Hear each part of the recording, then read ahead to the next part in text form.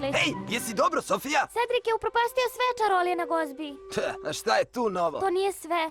Imam loš predosjećaj vezan za novu čarobnicu, ali svi ostali misle da je odlična. Ne znam. Možda su u pravu, možda brinem bez razloga. Hej, Sofija, tvoja Majlija, pogledaj!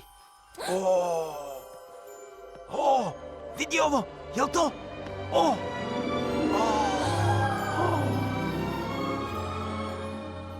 Snežana! Zdravo, maleni.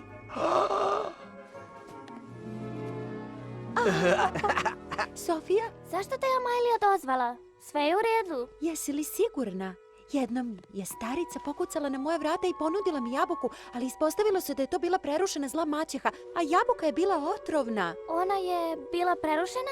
Ljudi nisu uvek onakvi kakvim se predstavljaju, Sofija. Moraš da budeš oprezna i da veruješ u sebe, bez obzira šta drugi kažu. Znaš, Sofija, ti jesi rekla da se sva naježiš od one čarobnice. Aha, tako je. Onda moraš nešto da preduzmeš u vezi sa tim pre nego što bude prekasno.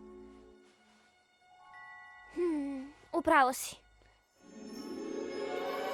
Hej, gde je nestala? Moram mamu i tatu da upozorim na Sašu. Čekaj mene,